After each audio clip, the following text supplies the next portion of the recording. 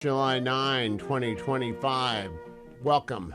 A lot going on in the world, but nothing more important than what has been going on at the White House for the last 48 hours, where President Trump has been meeting with Prime Minister Netanyahu and all of the delegation from Israel, as well as his senior staff in the United States. Joining me to discuss the import of those meetings and what might follow from them, Amit Segal, who is one of the leading journalists in Israel and now a member of the ARC Media growing family of podcasters. I'm not quite sure what you've agreed to do with Dan Senor, Amit, but he sure does make people work hard. So I'm glad that you're involved with him.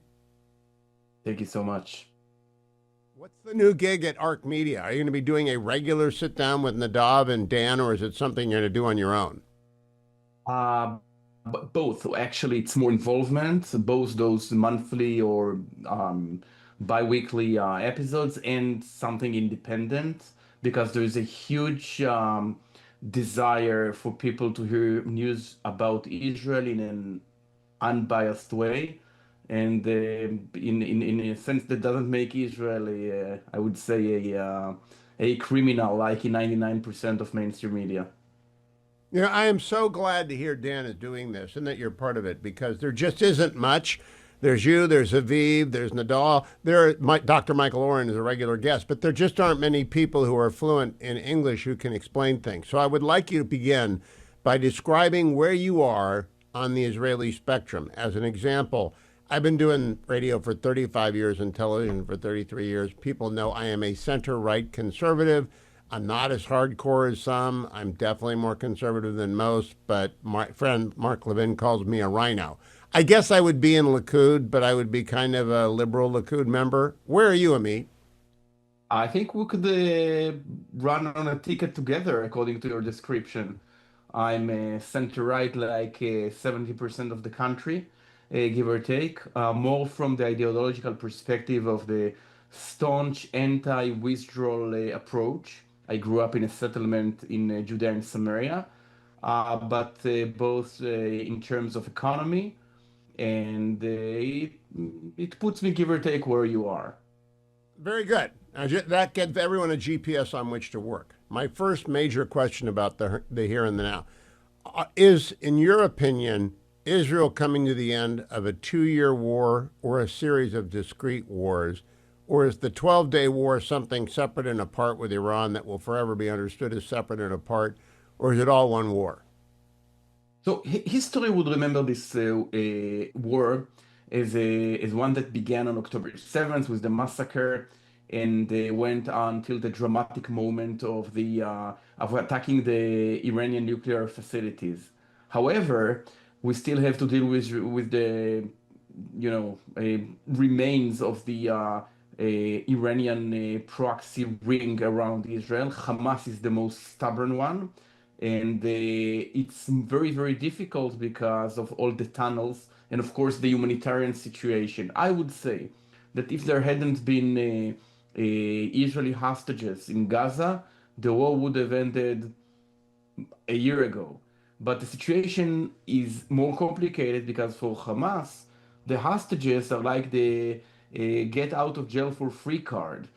Every time they're in a severe situation, they release more hostages, thus getting 2 months of ceasefire and humanitarian supply, which actually gives them a lot of money to the pockets of Hamas. Nonetheless, since after the what seems to be as a hostage deal, there would be only 10 live hostages in Gaza, I think we can see the end of the Gaza war at sight. And I think if Israel is stubborn enough, it would defeat Hamas. No, I agree with that. That's how I assess it from very far away without any personal stake in it, without ever having been in the fire range of a rocket or had to worry about a brother or a child or a nephew or a niece or a grandson in the IDF on active duty. But it looks to an American who follows Israel not as a Jew, but as a Zionist, someone who supports the state of Israel as the equal of any of allies of America has in the world. I think it's going to be over soon. When it's over, and you step back from it, let me begin by asking Amit Segal, how will it have changed you personally, if at all? I think the war made me think that they mean what they say. I live in Jerusalem, which is only 55 minutes from Gaza. And yet, before the war, I felt closer to New York City or London or Berlin than to Gaza, because we were under the impression that we live in the West. The territory doesn't matter.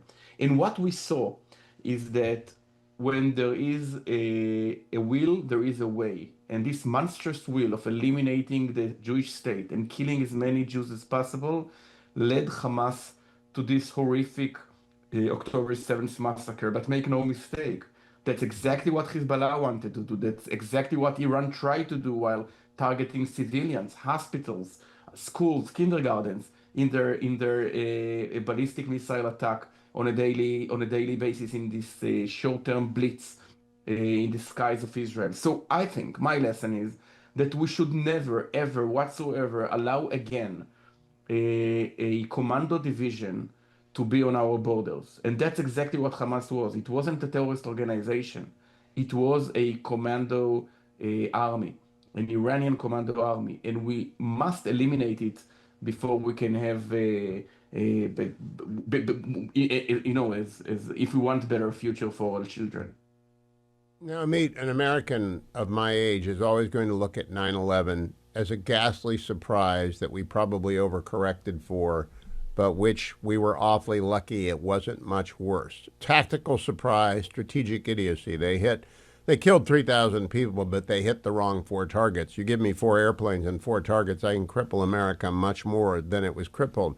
Do you have a sense that Israel narrowly avoided catastrophe, even many exponentially times greater than occurred on 10/7? History would doubt for dozens of years, maybe for a century, about the 6 hours and 1 minute, the historic moment in which there was an opportunity to destroy the state of Israel. And it's between 6:29 a.m. on October 7th and 12:30 p.m. Why is it so important this hour? Because this was the time in which two Israeli divisions came to the north to protect the border from a Hezbollah invasion. In those 6 hours and 1 minute, there was an opportunity for Hezbollah to invade the north exactly the same way Hamas did in the south. And Hezbollah was 10 times stronger, 10 times more equipped, 10 times with more equipment, and that would actually lead to a dramatic moment that I'm not sure Israel would have survived. Add to this a surprise ballistic missile attack from Iran, and you would see not 1,200 casualties, but in my opinion, 20,000. I'm not sure Israel would be able to overcome it. There is an horrific sentence that I heard from a very senior commander in the Israeli army saying that had Hezbollah joined this attack in this morning, Hezbollah and Hamas would give each other high fives in Tel Aviv. Well, that is pretty stunning. Let me ask you about that and follow up on that. Um, what is the long-term impact on the Israeli psyche? I think America has been having a PTS collectively since 9/11 that's caused us to make our politics to fray, our communities to fracture, and for our strategic clarity to get completely clouded by the fact that we were traumatized at having thought ourselves invincible and invulnerable. Do you see a similar long-term effect on Israel? Yes, but for good and for bad. For good because Israel is quite experienced in this, and for the wrong for the bad part because 9/11 was a one-time event in one part of the country, and Israel is a much smaller country. October 7th was 50 times bigger in a relative terms than the 9/11. Everyone knows someone who died. In my street in Jerusalem, there are three soldiers that died following October 7th. I'll give you an example from my children. My children heard maybe 8 sirens in the entire war. Jerusalem is one of the calmest places in Israel, yet they are a bit traumatized. My daughter, my 2.5-year-old daughter, asked me now, she heard an ambulance. So she asked me, is there a siren? do we have to go to the shelter again? I told her, no, it's okay. It's only an ambulance. So we as a country, it reminds us the very nature of the Jewish people that every once in a while someone tries to eliminate us. President Trump has finished meeting with Prime Minister Netanyahu. They've had 2 full days of meetings behind them. We really don't know what was discussed. We haven't had any leaks. It's a very tight ship that way. Amit, what do you think? What have you heard they discussed, agreed upon, or came close to agreeing upon? In the tactical level, they wanted to actually set the terms for the ceasefire, in which half of the live hostages would be returned to Israel in exchange for 60 days of ceasefire. In the most strategic level, I think what they discuss is Iran and normalization, a war with Iran. What comes next if Iran tries to actually resetting its nuclear facilities, and on the other hand, how to reach normalization with as many Arab countries as possible, especially Saudi Arabia, Syria, Lebanon, and Indonesia. Those are the 4 countries, the 4 Muslim countries that are considered to have the highest chances of joining the normalization with Israel. Well, I hope that comes to pass. Now, I want to know if there's a political impact of Netanyahu being the only person who's been here 3 times in 6 months, and one of a very small group of people that includes Winston Churchill and Margaret Thatcher, who had absolutely ironclad relationships with an American president who was not American. Does this impact Netanyahu's political future in Israel? It actually helps him. And Netanyahu used to have 2 dramatic assets in the eyes of the Israeli voters. One is being Mr. Security, and the other one is being Mr. Diplomacy, Mr. United States. He's fluent English, which is a bit better than President Trump, in my opinion, and he's full control of the U.S. political arena. Now, as for security, he suffered a huge damage following the failure of October 7th, but he slightly recovered, or not that slightly, following the successful war against Iran. So there is a challenge for him in terms of security. In terms of diplomacy, especially with President Trump, Netanyahu enjoys a dramatic gap, a qualitative edge over his opponents, and maybe it would pay. It would we can probably see it in the polls to come. So the big question for me is, does Israel address, in the aftermath of the conclusion of the war in Gaza, does it address its fundamental domestic problems, which I understand? I don't get involved in other countries' domestic politics, but your Supreme Court is completely unchecked and is one of a kind in the world of rule of law systems. And your Attorney General is a position without parallel anywhere in the world, given the power that she purports to assert. Do those 2 issues get resolved in the near term, because they are outliers in the community of civilized countries? I do hope. By the way, in Bangladesh, they have something similar, but not something. I mean, it's not a club you want to join. It's utterly crazy, in my opinion. Yet, I think for the center left in Israel, it's not about the Attorney General or about a law. Or it's about their feeling that the Supreme Court and the Attorney General function as the U.S. Senate. It's the second chamber of the parliament. It's like the House of Lords that keep their democratic values, because there is a tension in Israel between being Jewish and being democratic. Now, the center left believes that if the Supreme Court is weakened, so Israel would cease to be a democracy. In my opinion, it's ridiculous, but I don't underestimate the feeling of being traumatized and worried. So I think there should be a consensus on the way of changing things.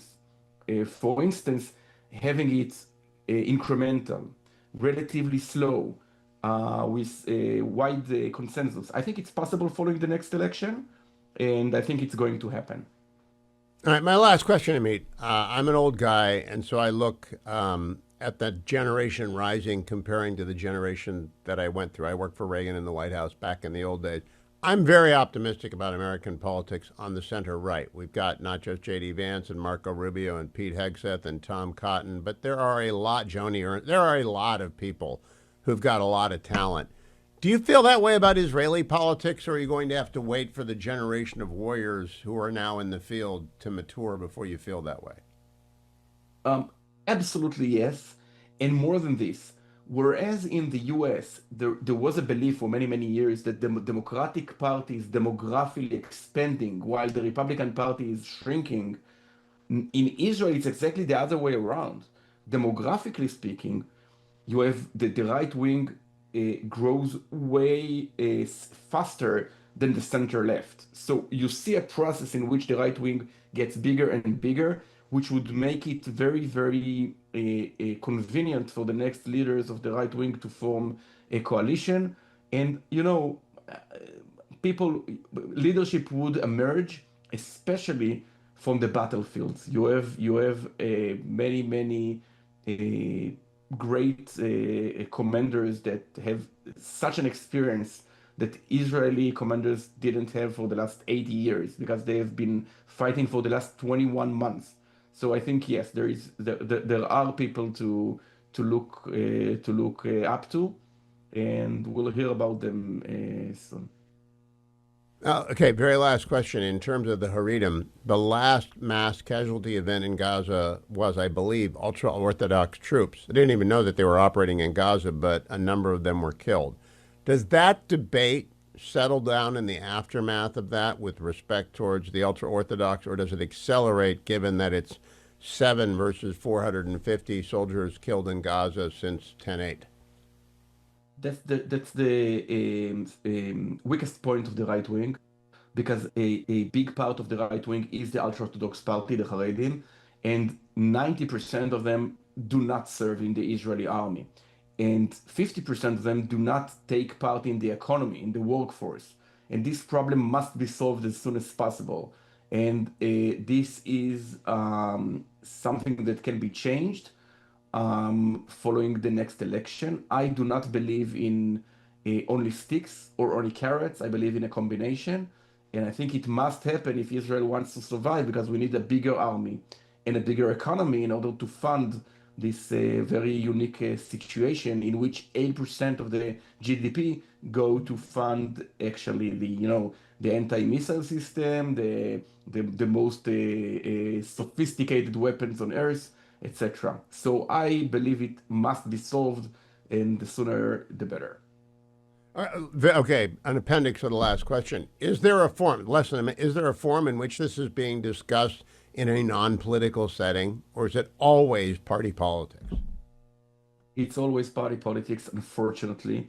And I think that one of the reasons why the ultra-Orthodox parties became so strong is because of the moratorium against Bibi, which you are quite familiar as Americans, because the anti-Bibi and the anti-Trump sentiments are quite the same.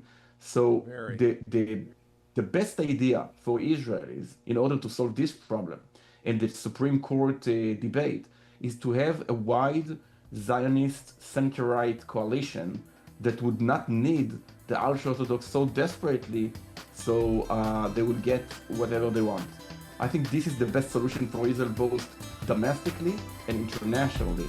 And I think the public wants it desperately, and it's actually going to happen following the next election, which are scheduled. I hope you get it, Amit. And in the meantime, I hope everyone subscribes to your newsletter. It's Noon in Israel, which I read every morning. Amit Segal, thank you for joining me. Keep coming back. Congratulations on joining Dan Senor at Art Media. I hope you enjoyed listening to Amit Segal. I think he's really one of the more interesting people, along with Haviv Reddig, Gur, Nadav Eyal, other young or younger Israeli journalists, they're in their 40s, who bring a perspective that perhaps we haven't heard on this program often, and I look forward to putting them in the rotation, as I do believe the American-Israeli alliance to be the most important alliance in the world.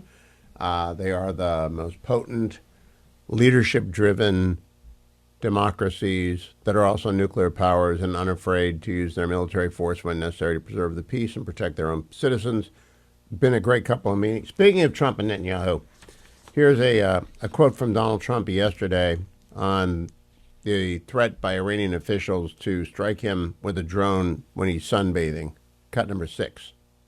And now, a few weeks after the strikes that you ordered on the nuclear facilities in Iran, there is an Iranian official who says you, President Trump, have done something that he can no longer sunbathe in Mar-a-Lago. As you lie there with your stomach to the sun, a small drone might hit you in the navel. It's very simple. Do you think that's a real threat? And when is the last time you went sunbathing anyway? It's been a long time. It's been a long time. I don't know. Maybe I was around 7 or so.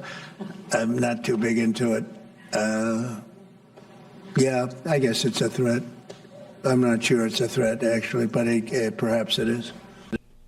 Yeah, it's a threat, but he doesn't have to pay any attention to it because it's like the older kid holding the little kid at bay with a long outstretched arms while the little kid swings. If they try anything, he will level the place, and they know it. Here's Prime Minister Netanyahu talking about the deal possibly emerging on Gaza, cut number 7. And I have a common goal. We want to achieve the release of our hostages. We want to end Hamas rule in Gaza. We want to make sure that Gaza does not pose a threat to Israel anymore. In pursuing this common goal, we have a common strategy. Not only do we have a common strategy, we have common tactics. This doesn't involve pressure, doesn't involve coercion, it involves full coordination. President Trump wants a deal, but not at any price. I want a deal, but not at any price. Israel has security requirements and other requirements, and we're working together to try to achieve it. Everything else Is not, it doesn't matter. What matters is what Hamas does and what they say, and thus far they've said no.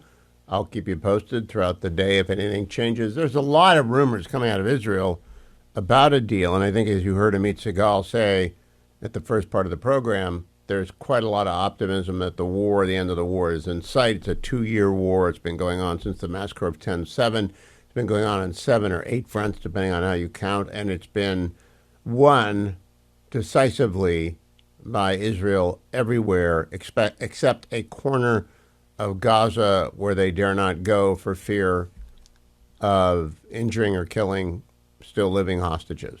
And the Israelis would rather accept the continued existence of Hamas, though not in power in the Strip, than see their hostages held longer or murdered. It's pretty simple. It's as simple as Relief Factor, which I'm taking right now. If you're watching on the Salem News Channel, you can see me open the packet, very easily designed to open. You can see me take the pills, sip a little bit of Trader Joe's water, and throw away the pack, and no, I'm back in the game. Now, I only did 4 miles this morning because I agreed to sit down and do the Big Ben podcast, and then I had to do a 1 o'clock hit over on Fox News Channel. And so it was a very busy morning, lots of stuff going on. We also had to take the 3-year-old to the airport. She'll be back. She's going to boomerang, and I'm looking forward to it. But it was just a normal morning. It's just very busy. Relief Factor comes in because all the things that go with a normal morning includes luggage, includes lifting, includes hugs goodbye, and 4 miles, the sort of stuff anyone normally does. And I want to feel my best, especially as I come up on my anniversary tomorrow, both of my marriage, 43 years tomorrow, and of this program, 25 years tomorrow. I want to feel good. So I took my Relief Factor, and they put together this wonderful studio, and they put together every studio that I use all over the country. So thanks to Relief Factor for keeping me healthy, wealthy, and going. And to you who have been skeptical all these many years, please try it. 1-800, the number 4, and the word relief, 1-800-4-RELIEF, or head over to their website, which is very easy to remember, relieffactor.com. Find the starter pack for $19.95. You cannot miss it. 3-week supply, $19.95, less than $1 a day. Just go to relieffactor.com, relieffactor.com. Hard to believe that tomorrow will mark the 25th anniversary of this program. Now, for most of those 25 years, it was heard only on radio. Now it's also on the Salem News Channel. I encourage you to watch it or listen on any of our affiliates. You can also get it every day on YouTube. You can follow me on YouTube at Hugh Hewitt and YouTube. Like and subscribe. I appreciate that greatly. You can also get the podcast of every single show, which is available at Highly Concentrated Hugh Podcast at iTunes, Spotify, wherever. A lot has changed over 25 years, but some things haven't changed, including most of my basic beliefs. I'm still an evangelical Roman Catholic, Presbyterian. I'm still married to the fetching Mrs. Hewitt. I still have 3 wonderful children, lots of great grandkids. I have a blessed life. I work hard. I like working hard. And I'm a terrible golfer, and the Browns are going to win the Super Bowl. Some things do not change. One of the things that has not changed, and I'm going to be in trouble tomorrow because of this, is I have an aversion to conspiracy theories.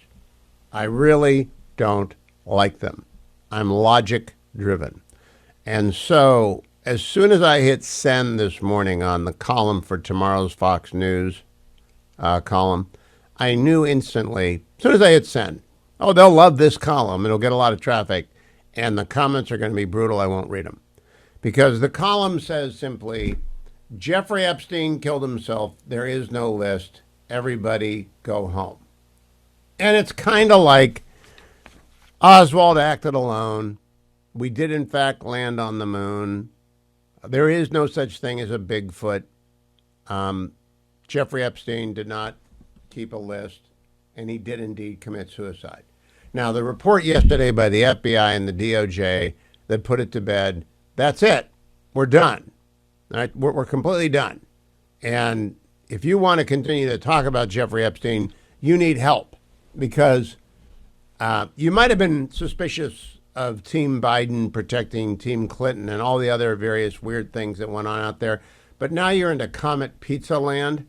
There is no evidence other than a fact that one of the creepiest creeps ever, Jeffrey Epstein, who is a criminal, in all likelihood would have been never seen freedom again, simply despaired of the humiliation and mental anguish he would have to go through as his crimes were exposed, and chose to hang himself. And that's all there is. He's a horrible human being. He did horrible things to minors. He would have gotten the book thrown at him. He would have never gotten out of jail. And he might have named a few people for whom he procured minors. That might have happened. We don't know. I don't have any proof of anyone doing that, so I'm not going to assert that anyone did it. All I know is give up your conspiracy theory. So I wrote that down, and I sent it in, and it's a 800-word column. And I'm sure it's going to shatter some people's sense of their trust in me because I fell for it. No, I don't fall for it. I'm just not easily misled by leaps in logic. That's why I'm pretty much a pain in the neck to go to the movies with, because I always lean over to whomever I'm in the movie with, whether it's the fetching Mrs. Hewitt or one of my boys or anyone, and say, yeah, that was likely to happen. Did you notice X? Because some MacGuffin just occurred that can happen in the reality of physical world, and it's not a superhero movie. Superhero movies, anything's allowed. There are no rules. Schroeder will tell you that. If he talks to anyone down in Tennessee, he'll tell you there are no rules. They can make up the rules. They can change. It's like Calvin Ball from Calvin and Hobbes. But in the world in which we live, news, there are facts, there are theories, there are speculations, there are conspiracy theories, and there are debunked conspiracy theories. It is now a debunked conspiracy theory that Jeffrey Epstein had a list. I wrote that up. Sit down if you're not ready to read that. It's true. Let me also tell you about a sponsor of ours, Americans for a Balanced Budget. They have begun a website, StopHealthCostHikes.com. StopHealthCostHikes.com. What's that about? It's about the fact that in the second and third reconciliation bills, which are coming ahead, which only require Republican support, they got to get every Republican save 2 in the House and every Republican save 3 in the Senate to support them. But it's coming up. And when it comes up, Americans for a Balanced Budget want, and I agree with this, the tax credits to extend for people who have been forced into individual state-run exchanges. They have to buy their own insurance. Some people get tax credits to do that. Now, Obama broke the system. I am not a fan of Obamacare. Hated it every step of the way. There are people out there who actually knew what to do to make our healthcare system better. Pathway evolution. There were lots of. It was a bad idea, half-baked. Only got out of the Senate in the form that it was because it was expected to go to conference, and it didn't go to conference because Teddy Kennedy died, and they would never get Scott Brown won. Scott Brown's going to be the new senator from New Hampshire, I hope, and when he comes back. But then he was senator from Massachusetts, and he voted no. So when it was so unpopular, such a bad law, that Massachusetts actually elected a Republican senator. So the only way to pass Obamacare was to take the Senate version that had already passed when Teddy Kennedy was alive and just adopt it. And it was a 3/4 form monstrosity, but it was worse than a fully formed monstrosity because it wasn't even sculpted. And our client, our friends at Americans for a Balanced Budget, realize that one of the things that makes it less bad are the tax credits that are provided to people forced into the individual insurance exchange. So we want to stop those people from getting hammered by an enormous rate hike in October, November, and December. Bad politics is bad policy. So head over to the website stophealthcosthikes.com today and get on board. I cannot bring Dwayne in now, which is what I would normally do. Can we get a shot of Dwayne? See, there's nobody there. Dwayne is gone. Dwayne is on vacation.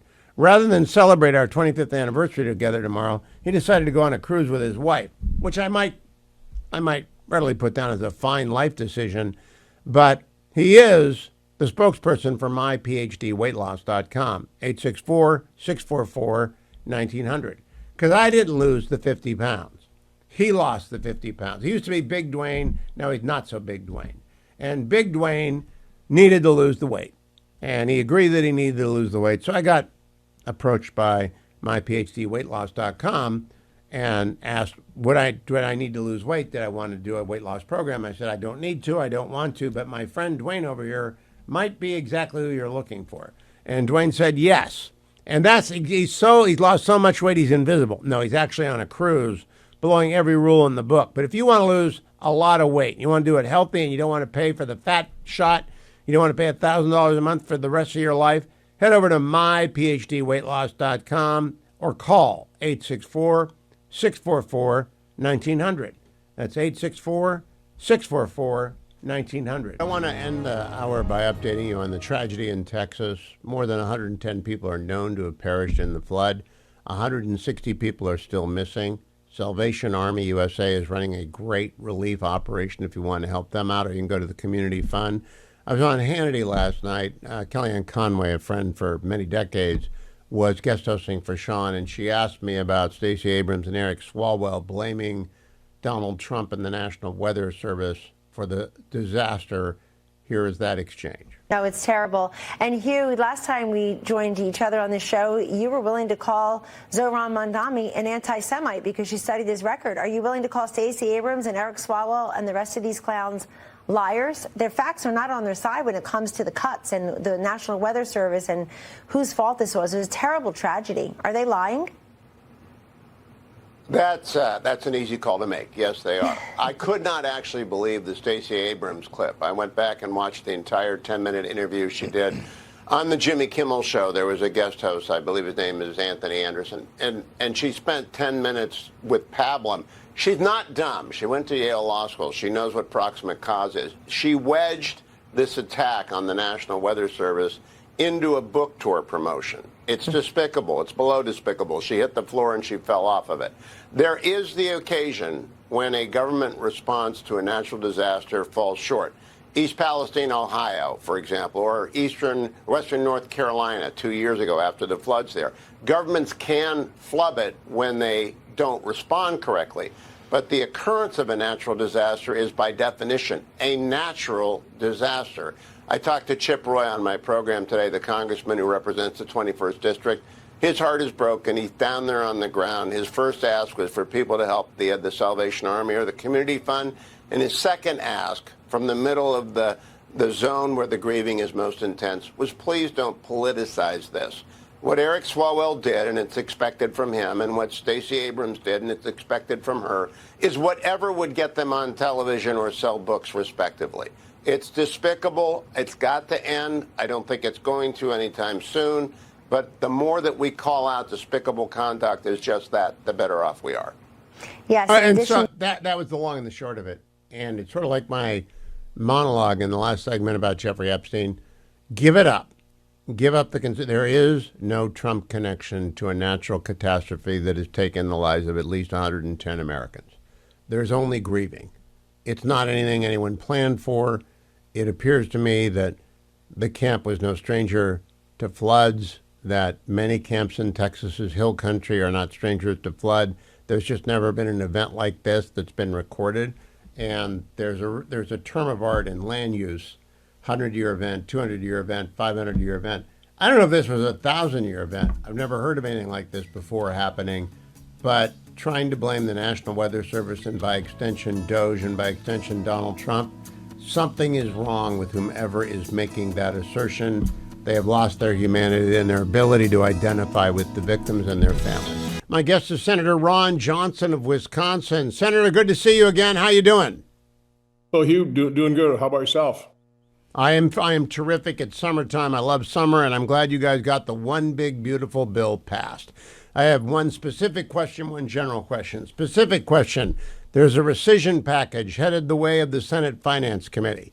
In it, it will withdraw funding from PBS and NPR, which are direct competes with me, and I don't want them to be subsidized. Are you going to rescind the funding? I sure hope so. I certainly would. I think there is some discussion inside the conference, but I hope we have the votes to, take up the entire package and make all the rescissions.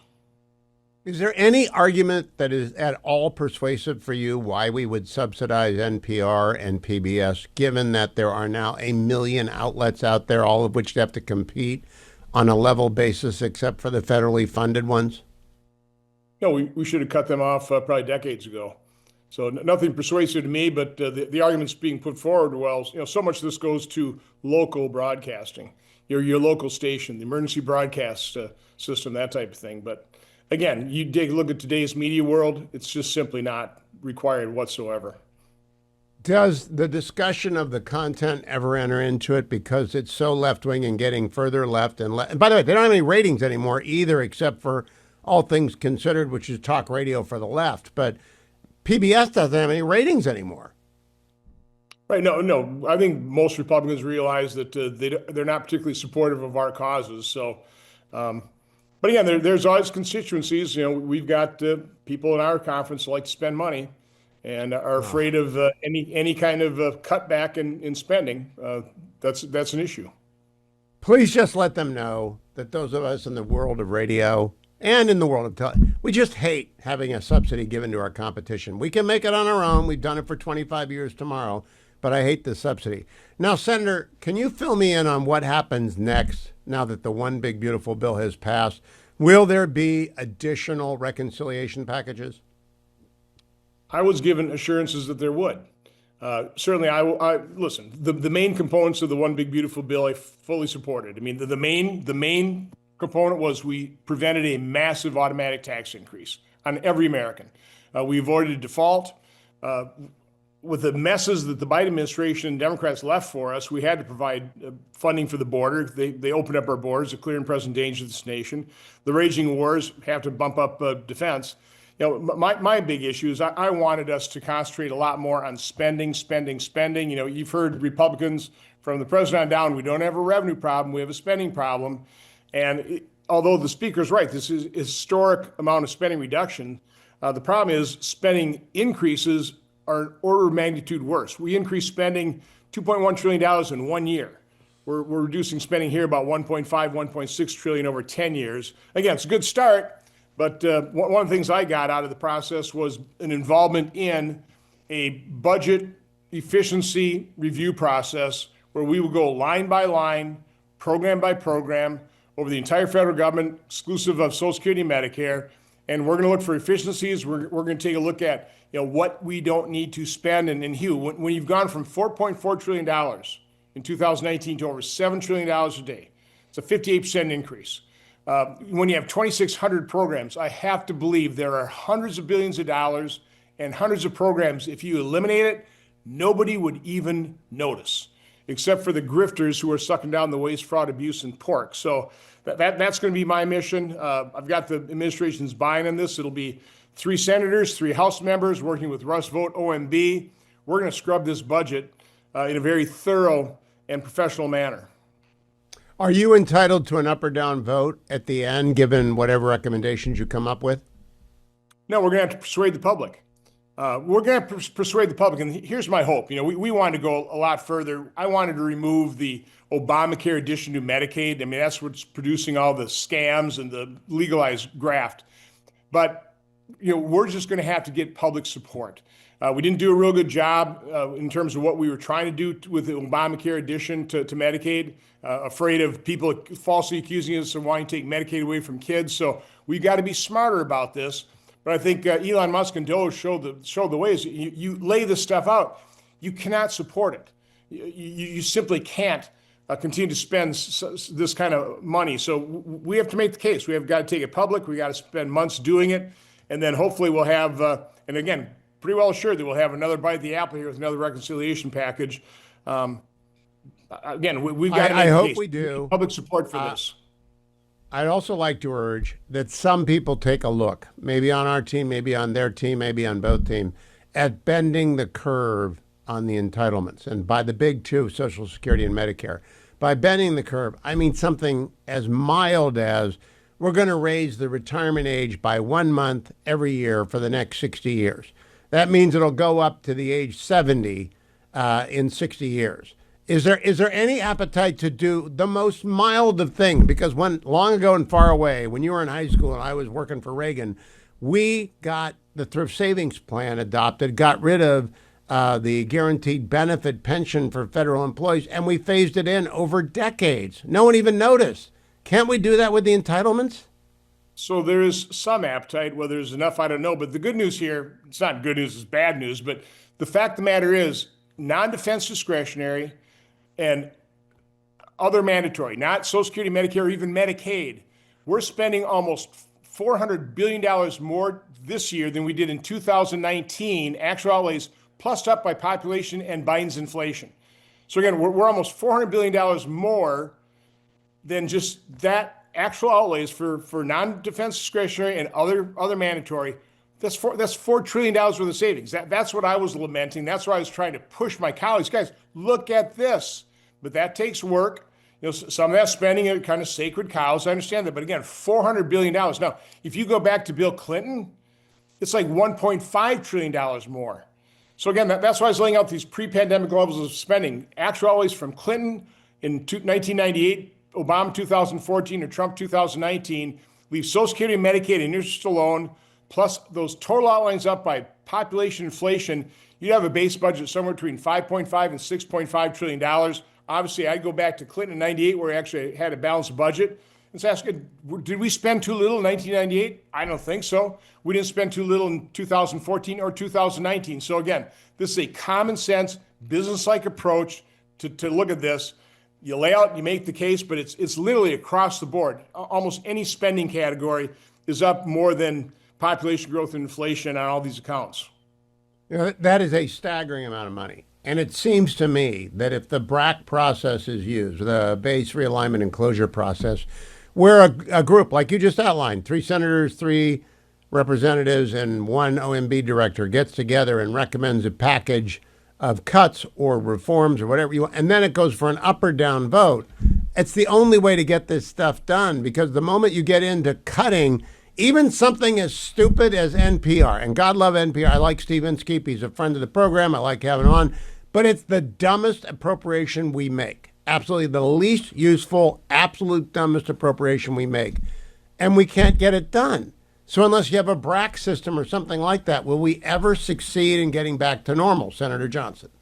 Well, first of all, I'll bet you we'll find things dumber than that. But regardless, the problem is we have no support or help from Democrats. None. Of course, they're all concerned now that they're out of power about these massive deficits. But did you realize the 7 years prior to COVID, the average deficit was $660 billion? Still way too high.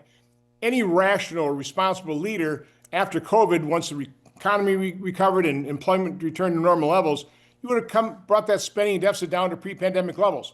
It's not what Democrats did. They kept spending at $6.5 trillion, then up to $7, average deficit of $1.9 trillion. So Democrats, they'll be hypocrites and say, oh boy, Republicans, you got to bring that deficit down.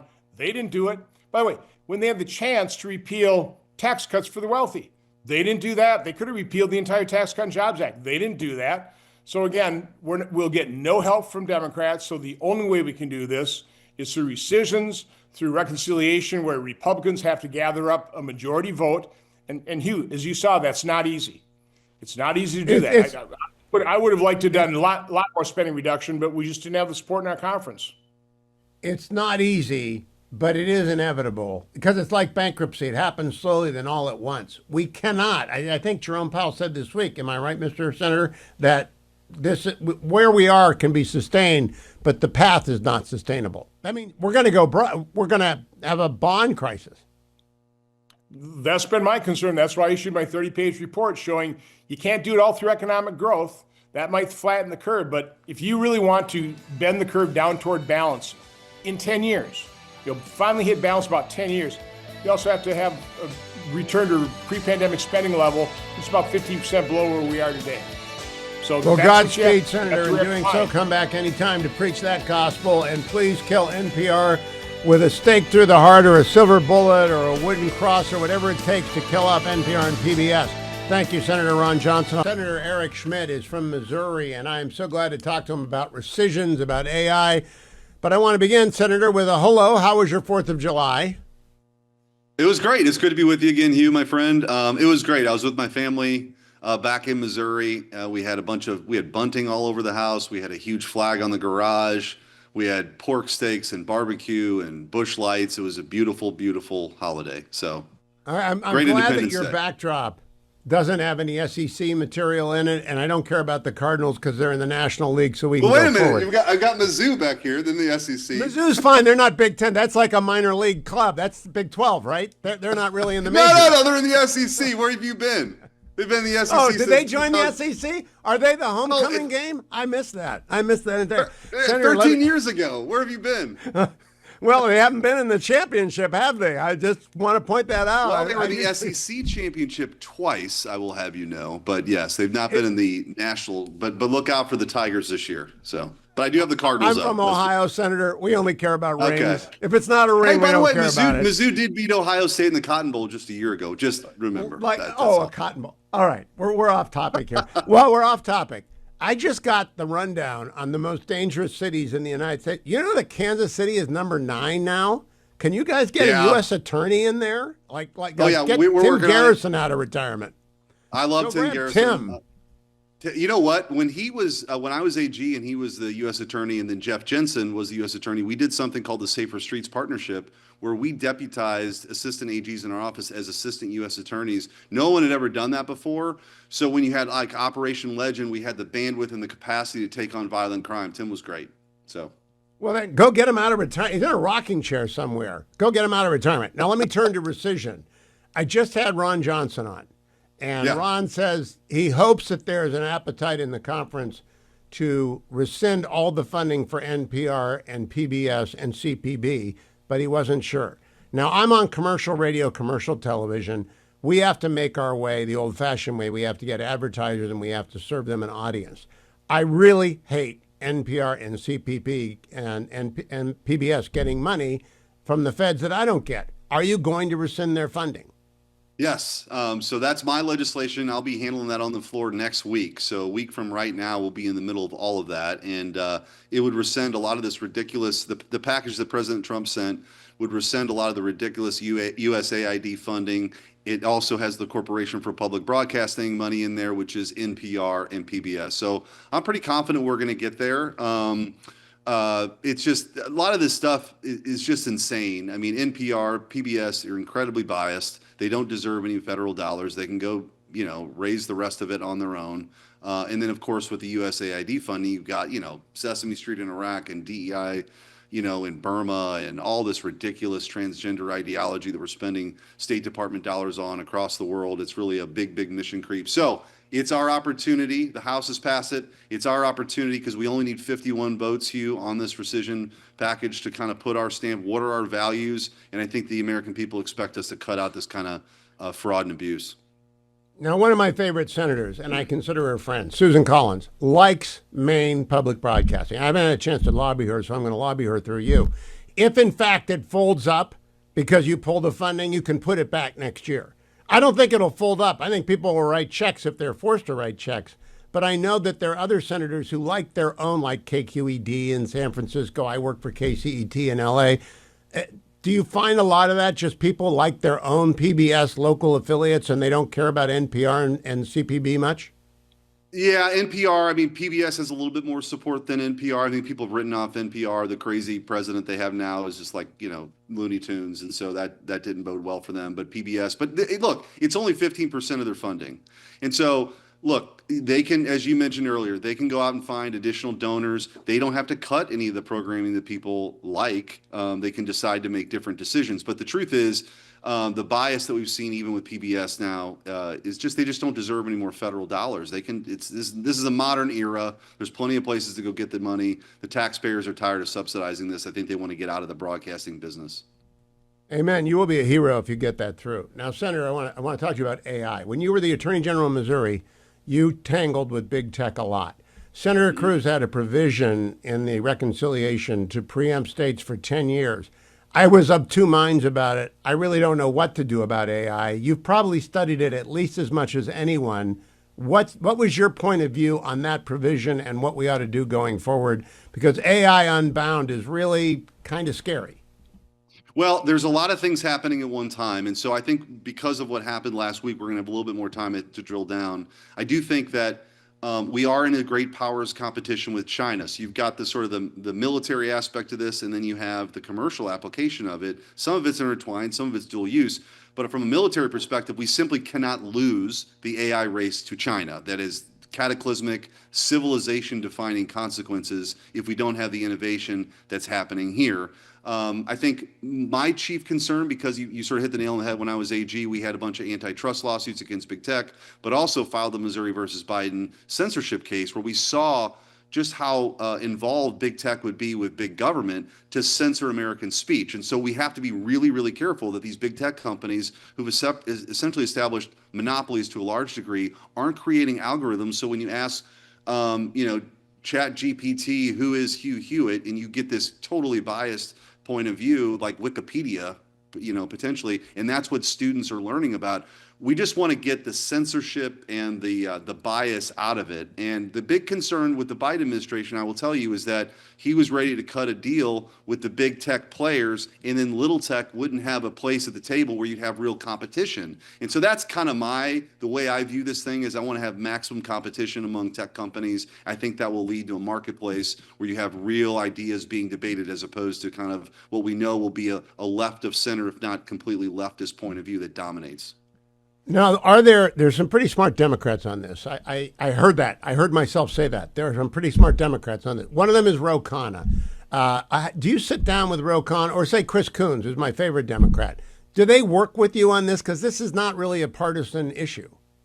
No, I think you're right. I think that AI, which has like many implications of what AI really is, but it's one of those issues that isn't necessarily red jersey and blue jersey yet, which is a good thing. I think this is the kind of thing. Now, when you get to some of this speech and free speech and what's misinformation, who gets to decide, it does break out into teams a little bit more. But I still think as it relates to the competition they're at with China, how we want to be innovative in the United States, what's that AI stack here and how can we beat China in that regard? I think there's a level of bipartisanship that can be a good thing here. Last question, Senator. Is there any senator who is trying to advance a state interest that is inimical to the national interest here, the sort of dormant commerce clause problem that we run into in law school textbooks? Is there someone trying to screw up AI like California has screwed up car emission standards? Well, that is part of this debate, right? Because California has a regulatory regime or scheme that will be very different than Missouri's. Now, some of this, the states are the laboratories for democracy, but what we've seen with California, for example, which we had to come in with congressional action to prevent them from doing, they wanted to eliminate the internal combustion engine in like 3 years, which is totally ridiculous. The problem with that, though, is California is a big percentage of the national economy and has impacts beyond just California. So, as you know, one of the reasons the Articles of Confederation failed was that you had states sort of We need a national market. Right. Senator Schmidt, good to talk to you. Go Tigers. get to the Ohio State sometime in the regular season. We'll talk again before then, Senator. Remember WKRP, the episode about the Thanksgiving turkeys? Remember this line? As God is my witness, I thought turkeys could fly. So, as God is my witness, I thought Missouri was in the Big 12. I cannot be blamed. 1-800-520-1234. If you thought Missouri was in the Big 12, you call me. Oh, lines are light up already. Everybody thinks Missouri's in the Big 12. Nobody knows Missouri's in the SEC. Georgia and Alabama are in the SEC. LSU's in the SEC. Tennessee, Vanderbilt are in the SEC. And I guess they let Missouri in because they needed a homecoming team. I don't know. I missed it. I was not making that up. I was not gigging Senator Schmidt. I just thought they were a Big 12 team. I'll bet you did too. And I have no apologies. When I'm wrong, I'm wrong. If they're in the SEC, God love them. They're never going to play Ohio State then, ever. But that's okay. That's fine. Let me do the market report, brought to you by our sponsor, AmericanFederal.com. AmericanFederal.com buys and sells gold. Nick Grovich founded the firm 43 years ago, and you can call them today at I want to make sure I get this right. 800-221-7694. 800-221-7694. If you want to buy gold, if you want to sell gold, if you want to buy silver, if you want to sell silver, do it with Nick because you can trust him. You can trust his team. They've been doing it for 43 years. What's my first question when I sit down with a would-be sponsor? And I asked to sit down with Nick because he's been sponsoring Dennis for a long time. It's, have you ever been sued? I don't want people who get sued. I want people to advertise on my show whose business practices are so great that they don't get sued. Nick has not been sued. What's that tell me? That tells me that he does exactly what he tells you he's going to do.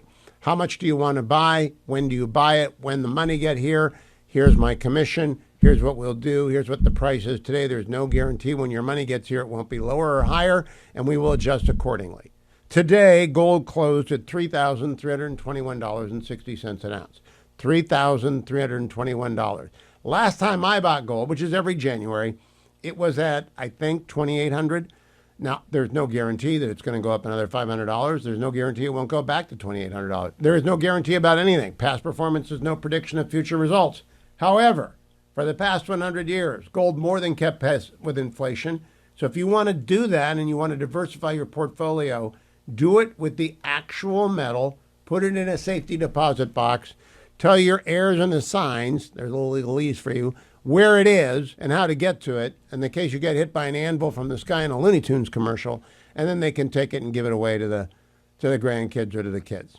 But you want to buy it first, and it is indeed a hedge against inflation. It's part of a diversified portfolio. Do it with Nick Grovich and his team at AmericanFederal.com. You can go to AmericanFederal.com and examine the website, or simply call them at 1-800-221-7694. Now, the market today was interesting because gold went up 0.14%. Very little bit, just a pop, a little bit to 3,321. The Dow went up 0.5%, or 0.49% to be exact. The S&P went up 0.61%, and the NASDAQ, the tech-heavy NASDAQ, as they say, went up by 0.94%. I have no idea why. The trade war isn't over. The trade war isn't in abeyance. President Trump is sending more deadline letters, basically collection letters, to the companies that have been ripping us off. And we basically socialized a 10% universal tariff that will help defray the cost of protecting the free trade around the world's oceans from the Chi-Coms. So President Trump is getting it done. And I think the markets are figuring out that the 10% baseline Trump tariff is not going to be a problem for anyone. And that's why market rallied today. Good. I hope they keep it up. I want them to keep it up. I don't know what's going to happen. Not a prophet or the son of a prophet, but I hope they keep it up. Let me also tell you about a different sponsor because they're meeting next week in Indianapolis, the American Legislative Exchange Council. The volcano of good ideas brought to you by the laboratories that are our 50 states. We have 99 chambers of legislators in the United States. Nebraska always has to be difficult, right? They split their electoral vote. They always have to be difficult. They have a unicameral. That means an extra day of teaching when I teach con law. Everybody else has got 2. So 49 states have 2, plus one more in Nebraska, you end up with 99 chambers. They produce a lot of laws and a lot of good ones and a lot of bad ones. A lot of great movement on education in the last few years. We have 17 states that now have universal choice in education, New Hampshire being the most recent. If you wanted to keep up with what is going on in the states, and you should want to keep up with what's going on in the states, then subscribe to the ALEC State of the State newsletter. And do that by going to alec.org/Hugh. alec.org/Hugh. They'll probably have a couple of special editions, Jonathan, if you're listening, next week when they gather in Indianapolis. alec.org/Hugh. Selena Zito is my guest. She is a columnist for the Washington Post, the New York Post, the Pittsburgh Post-Gazette, the Post that's outside your mailbox is on top of. Selena Zito writes for that Post. Hello, Selena. How are you? Fine. How are you? Good. I'm not wrong, am I? You write for everyone. I do. I kind of do. I do. Yeah, I think that's great. Now, I want to tell people I have written 14 books, 2 of which I'm proud to say were New York Times bestsellers, which gives me a batting average approximating the group average of the Pittsburgh Pirates for making the bestseller list. Selena Zito is about to write her second book. It publishes next week. It will debut on the New York Times bestsellers list. That will make her 2 for 2, which means she's better than Ted Williams when it comes to writing books. What's the buzz, Selena? Are you feeling good about Butler? Well, Butler Book came I haven't out seen. yesterday. I actually, oh my gosh. And show it again. I love that picture. My daughter took that photo. I love that picture. Now, Selena, what people don't understand, because books just appear and they read them, how much work goes into a book after you've written it? Tell people. You know, I had this conversation with one of my colleagues today, and I said, I don't think I can. When my mom called and said, "How was your day?" I don't even know how to explain it. It's that much work, right? And I don't know how to explain what you have to do. But I'm telling you, I have been going since 5 a.m. until 10 at night every day since Monday. And well, is this the official book tour week? I thought it was next week. It is. No, it's this week. It's today. Oh my God. Yeah. Yeah. Oh, well, and you congratulations. What have you done thus far? Because promoting a book, there are 2 ways to promote a book. The bad way is to talk about news and jam your book into it. That is what Stacey Abrams did on the Jimmy Kimmel Show when she tried to bring up the National Weather Service and the disaster and tragedy in Texas while she was selling a book. And the other way is to talk about your book. How do you sell the book? I talk about the book because the book and what the book is about. Yes, of course, it's about Butler and what happened that day. But how much this country was profoundly changed in this moment in multiple layers, and how this campaign went. That you didn't see. I reported about it, and sort of what those changes mean, what those people that I interviewed from the moment that Butler happened on, and how I could tell everything in the country had changed. And that's really, really important for us to understand the depth of the conservative populist coalition, the shrinkage of the Democratic coalition, the just utter caving in of my profession, and sort of in that moment, how they lost the trust of people, even people that didn't like Donald Trump, because of the way they reported on what happened that day, casting doubt that he was even shot, casting doubt that it was serious, and creating lingering questions whether it really happened. I mean, there is a responsibility in my profession to address that issue. You know, we need to address the Biden issue, but we also need to address exactly how we handled that and how it was buried. 3 days later, Biden drops out. All the breathless story goes to Biden, then to Harris. Is it Josh Shapiro? Is it Tim Walz? And we forget that a president almost died. And we also forget that the country has now changed, and they're not seeing it. Oh, well, they're never going to see it. I'm wondering, has The View asked you to be on? Because it would be an obvious thing for you to be their guest. But if they're not interested in ratings, they won't have you on. Will they have you on? Oh, absolutely not. Has No. any of the major No. night shows not named Greg Gutfeld invited you on? No big. You see, Jimmy Kimmel booked Stacey Abrams. No one's going to buy her book. Period. Zero. Nobody. Nobody's interested in Stacey Abrams, but she spent 10 minutes on a national show. Guest host, it's the summer. Nevertheless, it's a wall of misinformation and disinformation, and you're not frustrated. No, 10 years ago, 16 years ago, I was frustrated. Now it's just the way that it is. And what I guess if there is a frustration, is that there's a wide swath of people that really should have access to understanding the full story, not just one side of the story, but also have a full understanding of what is happening in this country.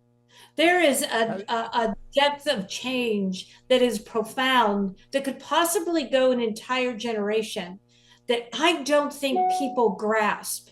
And the more they fight against it, the more they lose. I think you're right. More control. So has NPR or PBS reached out for an interview? NPR or PBS? Any affiliate? No, not even the local one. I bring that up only because I just got done lobbying Senator Ron Schmidt and Senator Eric Schmidt to please Ron Johnson and Eric Schmidt to please defund those two because they don't cover America and they use taxpayer money not to cover America. Now, I do want to get this in. I ordered Butler I never buy books. People have to send me books. But Selena kept sending the book to the studio and Dwayne kept stealing them and giving them to people. So I actually finally ordered the book myself. So I want you to know, there's a group of about 4 people. I bought 4 books in 25 years. You're one of them, Selena Zito. I just hope it gets here soon so I can talk to you about it next week. I don't buy books. I'm actually really quite honored that you bought my book, and I can't wait to talk to you about it. I can't wait to see what you think of it because it's very, very different. It's not what people expect. I don't know what to expect. I do know, though, that you will treat very seriously the family of Corey Compatore and the losses that were real and the people who were wounded and the drama of that day. And that story has still not been told. Have you heard from Mrs. Compatore about the book yet? Does she approve of it? So I have a very profound interview with her and President Trump that'll be in the Washington Post on Friday. And I highly recommend that people read it. They'll make it a gift. It's a very profound interview in how her life, President Trump's life, and my life all intertwine on that day. All of us doing things that we weren't supposed to be doing. None of us were doing standing or I will look sitting for that. I will look for that on Friday. We will talk next week at length about Butler. Go to Amazon.com right now or BarnesandNoble.com right now and order Butler. Get many copies, especially for your friends in the blue bubble. Selena Zito, thank you. Follow her on X at Zito Selena. California, where I lived from 1989 to 2015, has always been the land of fruits and nuts, and everything that isn't nailed down, the country tilts and it rolls out to California. We all know that. But they're particularly bad when it comes to youth sports, and they're allowing boys to play in girls' sports. And Harmeet Dillon, who's the Assistant Attorney General for Civil Rights, has had it. She's suing them. Here's her announcement yesterday, cut number 2. Hi, everyone. Today, the United States Department of Justice filed suit against California for allowing boys to participate in girls' high school sports in violation of Title IX, one of the important federal civil rights statutes that we administer here at the Department of Justice. This year alone, California is scheduled to receive over $44 billion in federal funding to support its education system, and yet California refuses to honor federal law that protects the rights of young women. And we can't stand for that here at the Department of Justice. It would be irresponsible to do so. We're so proud of all the young female athletes in California who are striving for opportunities and accomplishments and trophies, and it's their right to do so. So follow along as we pursue the enforcement of federal law against California in this important lawsuit. Bravo Assistant Attorney General Dillon. Education Secretary McMahon was on Fox News last night talking about it. Cut number 3. We investigated this. The Office of Civil Rights at the Department of Education investigated. We told Governor Newsom that we'd be investigating these violations. We found California to be in violation of Title IX. We turned it over to the Justice Department, and they announced this morning that they were filing suit against California. So, That's what Gavin Newsom said. Cut number 4. California, we're on the receiving end of most of the assault on Trump and Trumpism. I was here a year ago talking about the fact that you had a president of the United States, or at least former president, that was running again, who wanted to put America in reverse, wanted to bring us back to a pre-1960s world. On voting rights, civil rights, LGBTQ rights, on women's rights, not just... So you understand Gavin Newsom isn't backing down. This is a Genesis issue. God made them man and woman, and this is basic biology as well. And the governor is always welcome to come here and defend the idea of boys playing in girls' sports, but I don't think he will. Relief Factor is the sponsor of this studio. Relief Factor is for athletes old and young, whether or not they're weekend warriors or everyday runners, joggers, swimmers, bikers, whatever they do. If you go to the gym, if you lift weights, whatever you do, if you're taking yoga, hot yoga, cold yoga, if you're doing any kind of stretching, if you're doing Pilates, no matter what you do, your muscles are sometimes going to say, "Ow, I don't think so. That's new."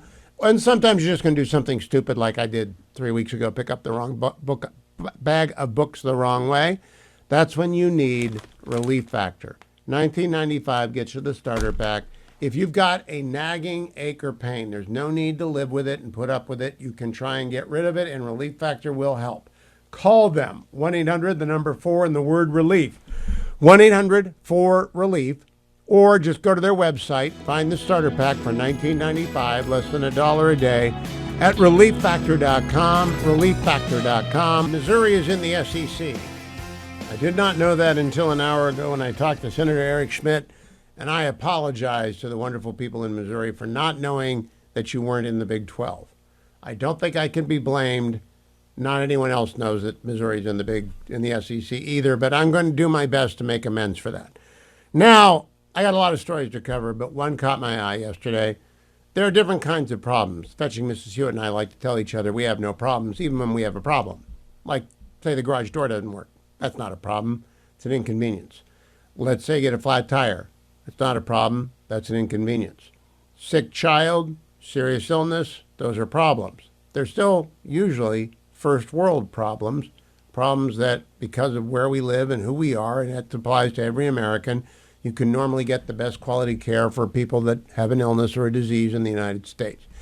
There are second world problems, the sort of problems that one might encounter in a very well-developed but not yet top-tier country, and that might include access to medical care in some remote parts. For example, Brazil is part first world and part third world, so it's a second world country, and it's developing. Most of the BRICS are. And then there are third world problems, which are you can't get clean water to drink, and there's nothing to eat, and there's a rampaging band of terrorists living in the village next door. Those are real problems. Well, I found a new category of problem that doesn't fit in any category of problem. It's not a problem at all. It was in the Wall Street Journal yesterday, and the headline is, "The Golf Star Who Can't Stop Firing His Caddy." Subheadline, "Colin Morikawa will take the course this week," it's the British Open week, "with his 4th different caddy of the season as he continues his lonely search for a partner who can unlock his A game." Now, I suggest to you there are a lot of things worth your attention. And I enjoy the British Open as much as anybody. One of the 3 I don't watch the PGA. I don't even know when the PGA is now. I think they moved it around. I care about the Masters, of course, the U.S. Open, and the British Open. And I like young golfers, and I root for Scotty, who doesn't. And there are other people that I like. And there's a kid from Warren, Ohio, that Jason Kokrak, who someday might get it together and actually win a major. I like him. We're on the same golf team. I like to tell people that. I was the 7th man on the 7-man John F. Kennedy High School team in the 70s, and Jason was already getting ready to make the tour in the aughts. And so, same golf team, though. I want you to know that, same golf team. I think this headline, "The golf star who can't stop firing his caddy," is the dumbest headline I've ever seen, because it's intended to make you want to read. It's supposed to be intended to make you want to read. It doesn't make me want to read this at all. It makes me think Colin Morikawa is a spoiled brat who probably grew up in privilege, throwing his clubs and yelling at people. I know people like that. And I don't care if he ever unlocks his A game. I don't care if he ever finds his caddy. All I would like to tell the Wall Street Journal people, including Mr. Beaton, who wrote this, is that this is not a story. This is not a problem that even your golfing community cares about. He can't find the right caddy, like as though the caddy has anything to do with your ability to nail down a major championship. I mean, you could have a bad caddy, I suppose. You might have to switch once, but 4 times? I think the issue here is not the caddy. I leave it at that. I also want to make sure you know about Consumer Cellular, our brand new sponsor, my brand new cellular provider, and I want you to get their phone number, which we're going to put up on the screen if you're watching on the Salem News Channel. Absolutely correct. It's 1-800-411-4454. One of the easier phone numbers I have to remember. 1-800-411-4454. When the phone gets answered, you'll get the standard menu, but I guarantee you with one button, you will get to a living, breathing human being here in the United States, usually in under 20 seconds, always under a minute. And they will talk you through your options. What you want to say to them, number one, my code is Hugh25, because that will get you $5 off each of your first 5 invoices if you make the Consumer Cellular switch. You can keep your phone number, you can keep your contacts, you can keep your data, you can keep your device, or you can change it all. All I care about is that you save money. Before you make the call, or maybe during the call, 1-800-411-4454, 1-800-411-4454, get your phone bill out, or go online and pull it up and circle how much are you paying for data. How much are you paying for data? You have no idea, probably. I didn't. I had an unlimited data plan that was grandfathered in. I think I got suckered. They said, you have an opportunity to grandfather in your unlimited data. I said, I'll do that. I want unlimited data. God knows how much data I use. I don't need unlimited data. I don't play games. I don't watch movies on the small screen. I don't need unlimited data on my phone.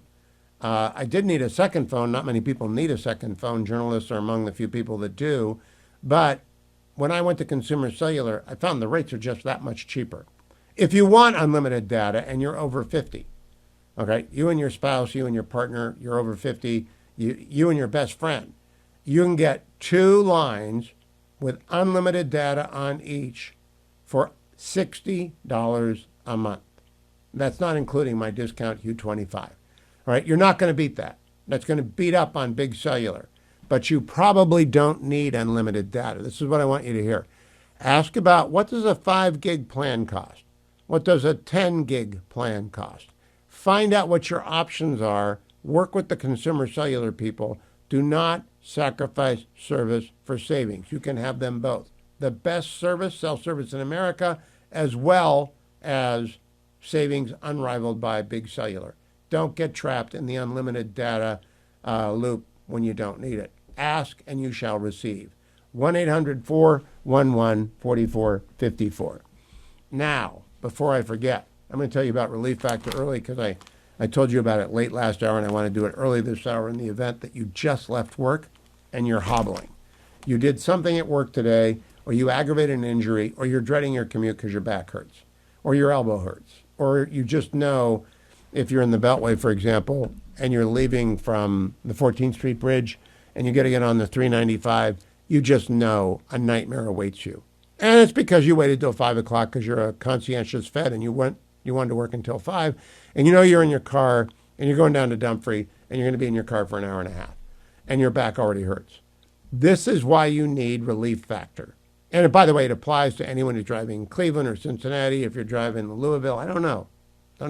Not even sure Missouri has highways. Didn't know that they were in the SEC.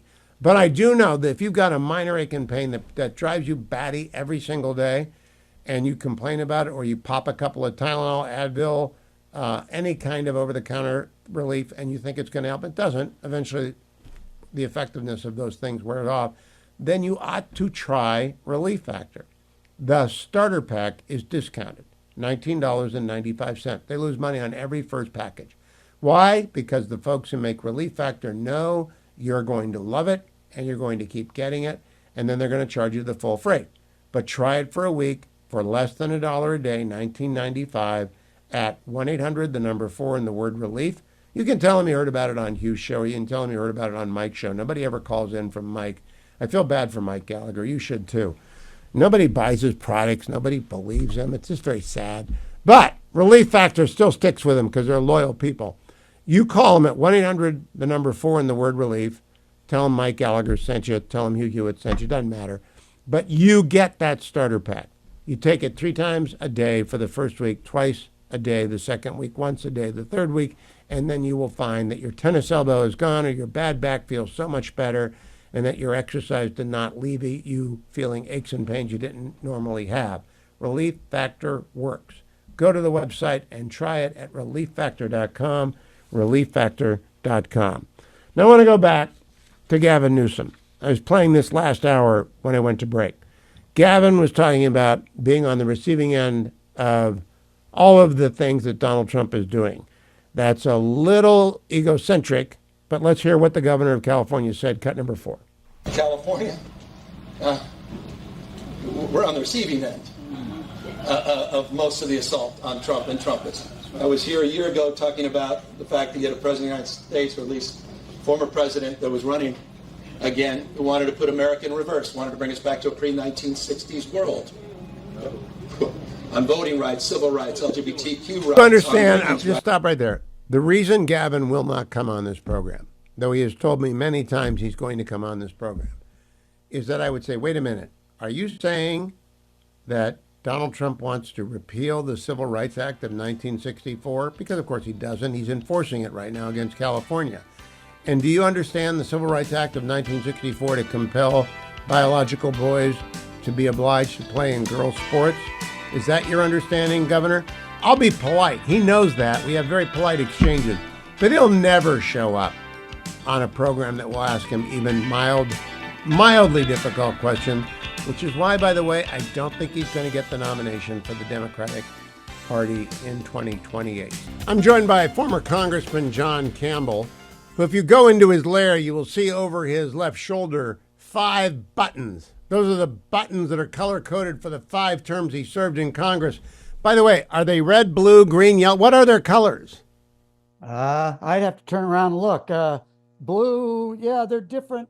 2 are red, 3 are blue, but the blue ones are completely different. The people who are in charge of that, I'm trying to remember, it was the House, which committee it was that was in charge of that. But the people who are in charge of that design those every year, and they get very excited about the design and what, how they take the House of Representatives crest seal, which is in there, and add colors and embellishment to it, and they have fun doing it. Good for them. There's an entire program, by the way, on pins to be done, but I can't do it today because you actually know what you're talking about on the budget. So I want to talk to you about rescission.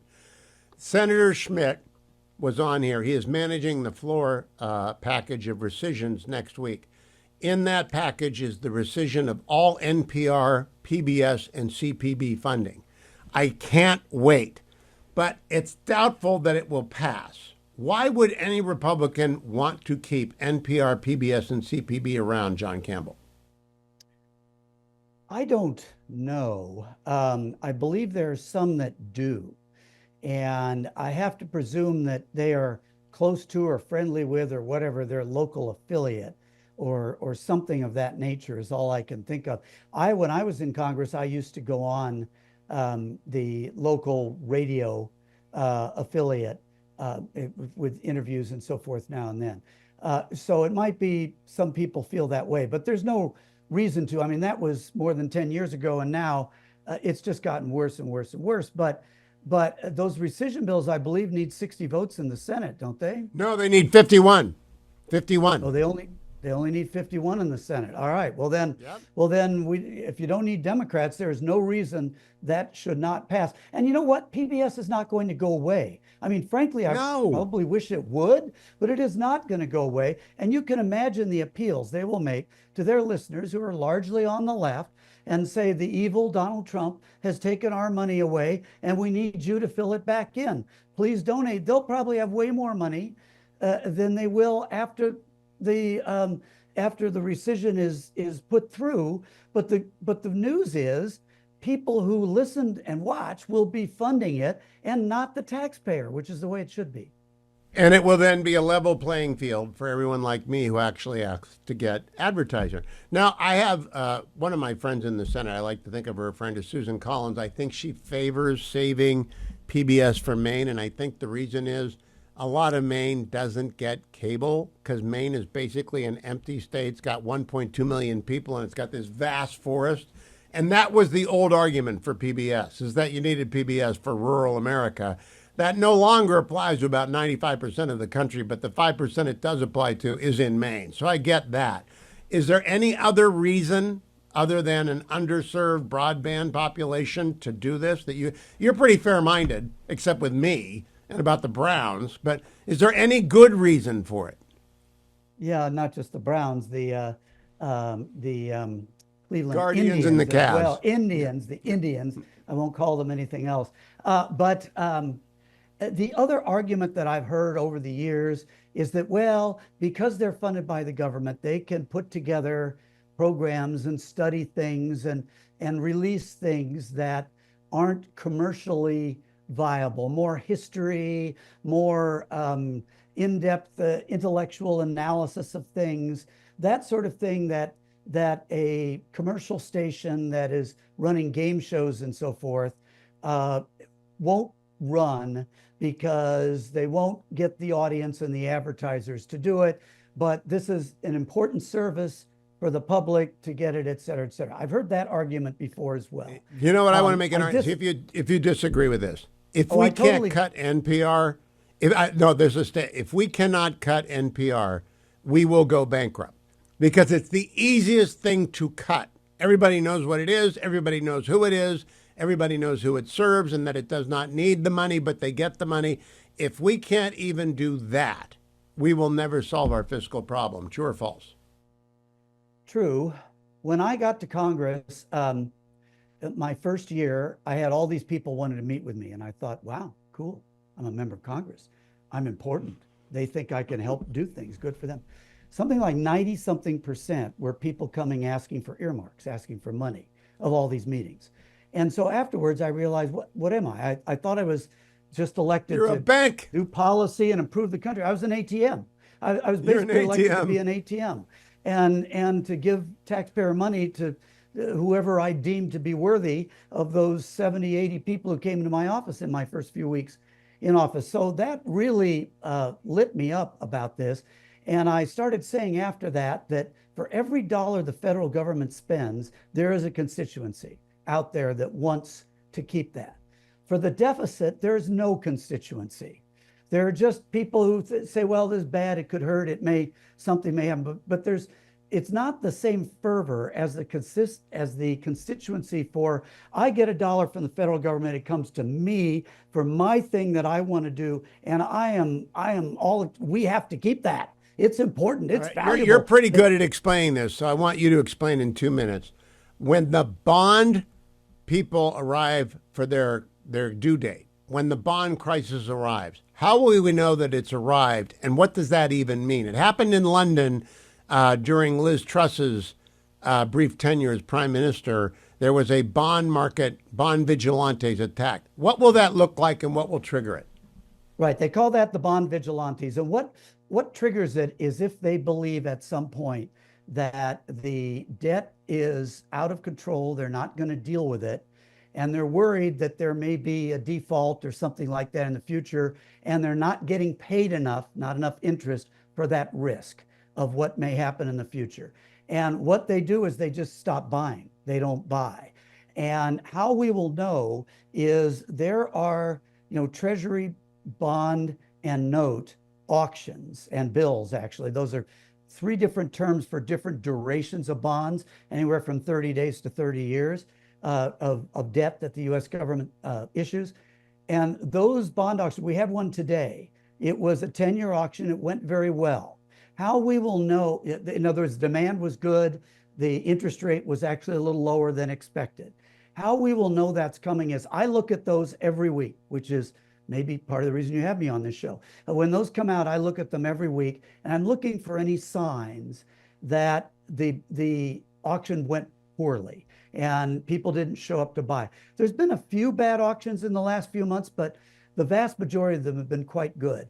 That's the thing to watch. If we have a series of those in a row where they have to raise the interest rate, and I won't get into the details, but there's bid to cover, and there's a bunch of different statistics that come out at the end of each bond auction that tell you how good was the demand for these bonds.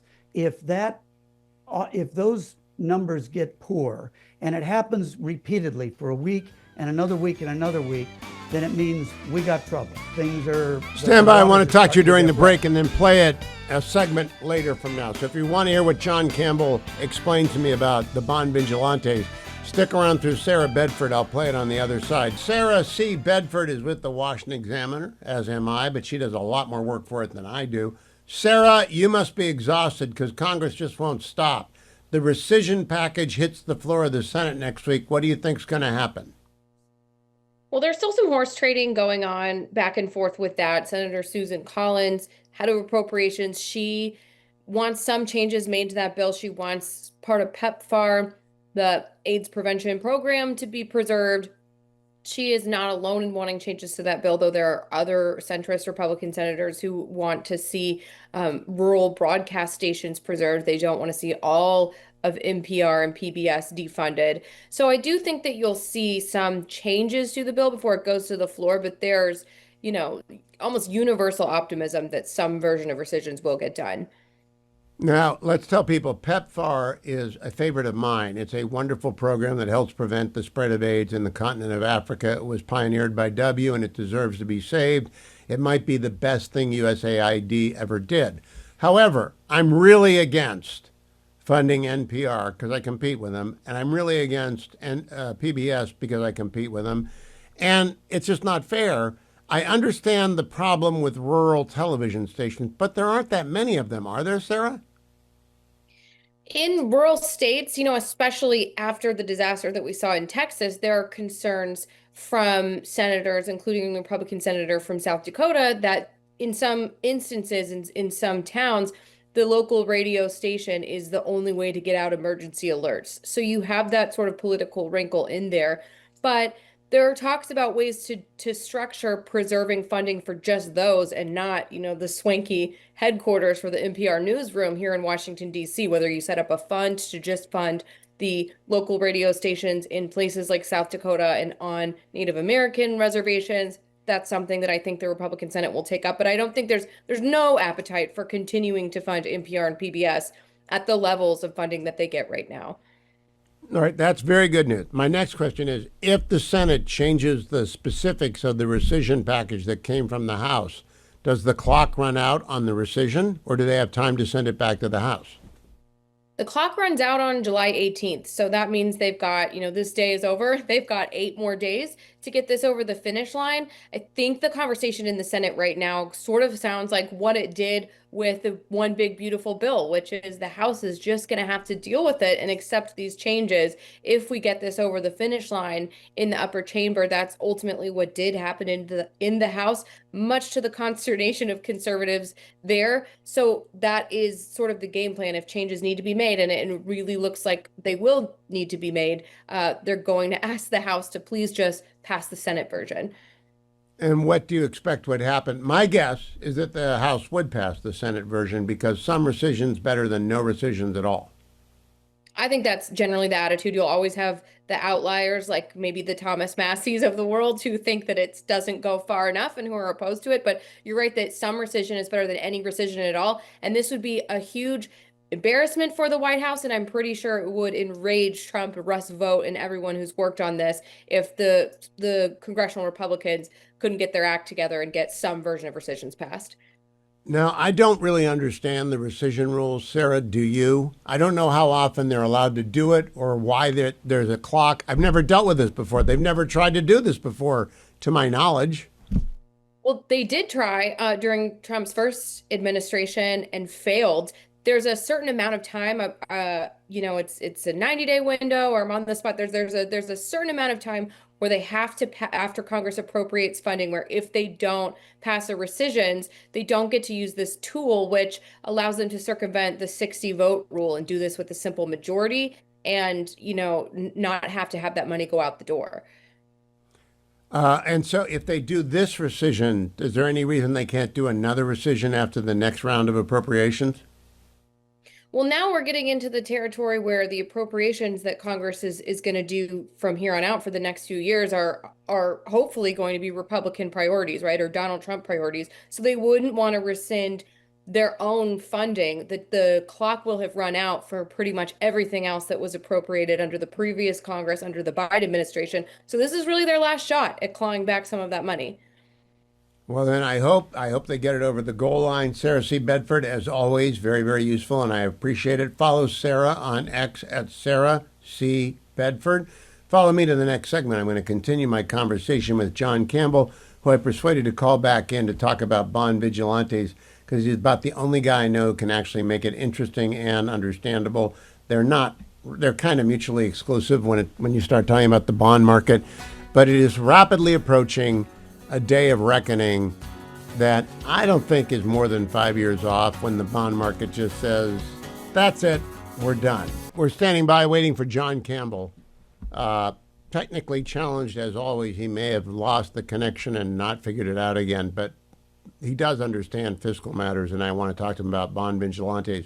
While I'm waiting for him, I'm going to tell you about a sponsor, AndrewandTodd.com, 888-888-1172. 888-888-1172. Now, I was talking to Andrew Del Rey this morning because we are in a virtual Bible group that we've been in together for 25 years. And I rejoined it once they moved to Zoom. After I had moved back to D.C., left them behind in California, they finally got tired of driving to one another's office. It was kind of dumb post-Zoom. And we have a great time, and we do it. And it's perfectly acceptable to me to do it mid-morning on Wednesday. So we're reading this book, The Great Story of Israel, Election, Freedom, Holiness by Bishop Robert Barron. So I spent a lot of time with Andrew this morning, none of it talking about AndrewandTodd.com. If AndrewandTodd.com went away tomorrow, Andrew would still be my dear friend, and I would still talk to him, and I would still tell everyone I know, go get your mortgage from AndrewandTodd.com, because they are a bank, 888-888-1172. Over the years, thousands of my listeners have done their loans with Andrew Del Rey and Todd Avakian and Sierra Pacific Mortgage. Thousands. Why is that? Because they actually underwrite the loan. They do it from soup to nuts. They start and they finish. They get everything done. They get all the paperwork lined up, and then they come to you and they give you a decision about how much you can borrow, and they give you a letter that says your loan is approved for this amount of money. Or they'll give you just a very quick and dirty loan if you're just shopping on houses and you want people to take you seriously. But if you know the house you want and you want to walk in with an approved loan, you go to AndrewandTodd.com. Now, you might be a veteran. You might not want to put any money down. That's fine. They do that. You might be a first-time home buyer confused by the process. That's better, because they take as much time as you need to understand what you're about to do and how much it's going to cost, including all the things like payments, interest, taxes, and insurance, PITI. They'll also explain to you the advantages of FHA versus non-FHA. They'll talk to you about the difference between 10% down and 20% down and 30% down. They'll talk to you about whether or not you're a candidate for an adjustable mortgage. If you've got a mortgage but you need money, they'll talk to you about whether you're a candidate for a home equity line of credit, a HELOC, and they get the HELOCs done as well. And if you're a senior citizen over the age of 62 and you're living in your primary residence and you'd like to get some of the equity out, they will do a reverse mortgage. Once you've done a reverse mortgage, you never make another mortgage payment. You never make another interest payment. You still have to pay your taxes and your insurance and your homeowners association fees, but you do not have to never make another mortgage payment. In other words, there are a gazillion different ways to go and a 1,000 different rates. And there's no, people go on the air and tell you that they will lock in this rate for you today, They're not telling you the truth, and there's a lot of fine print at the end of the ad. I don't do that with Andrew and Todd. I just tell them the audience what I've been telling you for decades now. AndrewandTodd.com have served the financial needs of thousands and thousands of listeners to this program who wanted to buy a house or a new house or a fixer-upper or a second home or a vacation home or their first home, or they want to do something crazy and help their mom and dad do a reverse mortgage, and they don't want mom or dad to go do it with the guy down the street who says he does reverse mortgages. They want professionals. That's when you call Andrew and Todd at 888-888-1172. Now, you can save a little bit of time. If you go to their website and go to andrewandtodd.com and you answer just 4 or 5 questions, they're able to get your file open and be able to present you with a lot more facts rather than have you waiting on the line while they look at the zip code you want to buy in, when they pull up your credit rating, when they give you an assessment of where you are and what you should be willing to think about paying, and importantly, what you can't afford. And probably the most important thing they do is tell people that they ought not to do a mortgage. And I can't stress this too much. You don't want to be house poor. You especially don't want to be house poverty stricken because you bought your dream house and you can't afford to leave it. You can't afford the gasoline to drive to your work because you bought too much house. You do not want to do that. That's one of the reasons I send people to Andrew Del Rey and Todd Avakian. Good men I've known for a long time. They do not upsell. They do not want your money if it's going to put you in a bad situation. They don't want the loan. They don't want the business. They don't want to hurt you.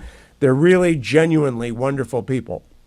So when I saw the story in the Wall Street Journal yesterday, first-time home buyers are MIA, landlords are the winners, I thought immediately of AndrewandTodd.com. Why are first-time home buyers missing in action? It's true, by the way. It's a good factually reported story. Home buyers have just vanished since COVID ended. They're not out there because interest rates went up into the 6s and home buyers went away. That's because the collective memory of the culture is 3% loans for 30 years. That was an aberration. And I bought and sold 7 houses in my 43 years of marriage as of tomorrow.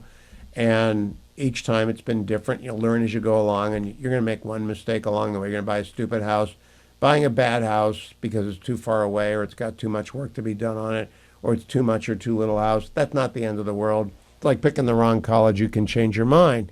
But what you don't want to do is not buy a house when you can buy a house because you think the interest rate is a half point too high. Right now, the interest rate's about 6.5% on a 30-year fix. Might be a little bit higher, might be a little bit lower. It depends on your credit, depends on everything. Don't put off buying a house because of the interest rate. Because the first house that the fetching Mrs. Hewitt and I bought in 1985, the interest rate was 12.5%. And everyone who's my age and who went through the Carter presidency and bought a house after the Carter presidency, before the Reagan presidency worked its magic, and Paul Volcker crushed inflation, they all have the same story to tell you. And you're probably tired of hearing people tell it to you who are over 50. When I bought my first house, I had to pay 9% or 10%, or in my case, 12.5%. But it's true. 6.5% is not a bargain, but it's also not unusual. And I really wouldn't expect it to fall a whole lot, maybe a point, 2 points. But here's the deal. Then you will refinance. And if you're with AndrewandTodd.com, they will call you and let you know when it's time to refinance. So do not delay another day. Call Andrew and Todd right now. 888-888-1172. 888-888-1172. We're still trying to get John Campbell. Oh, he's back. You know what? I didn't realize you were so technologically disinclined that you couldn't use Zoom twice in the same half hour. Do you really want me to comment on that, or? No, I don't. I want you to tell people when to be worried about bond vigilantes. What will be the signs and what would be the position they want to be in when those signs occur? Yeah, the signs will be when there's a problem with Treasury auctions that happen every week, and anywhere from 30-day bills to 30-year bonds and everything in between. And if you have a series of those or a period of those for weeks where you start to have trouble, which means there aren't enough buyers, the interest rate goes up, and you start to see that, then it means the bond vigilantes are stepping in and saying, hey, U.S. Treasury, we don't like what you're doing. We think you've got too much debt. We're tired of buying it. We're going to go somewhere else. We're going to create problems for you. And what it would mean at that point is you really don't want to be in U.S. Treasuries. And I'm a person who 50% of my net worth is in liquid net worth is in U.S. Treasury bills. So I'm now those are short term. And by the way, I'm not an investment advisor. This is not investment advice, et cetera. I'm just telling you what I do. But I have a lot in there, but it's short term, so that if something happened, I could probably get out of them fairly quickly. Well, what do people do? I don't even know what people did in London when the city rebelled against Liz Truss. Do they go to stocks? Do they buy gold? What do they do? Well, if you have U.S. debt, it's probably because you have debt, because you want a bond. You want something where the principal amount is supposed to be fixed and you don't lose on principal.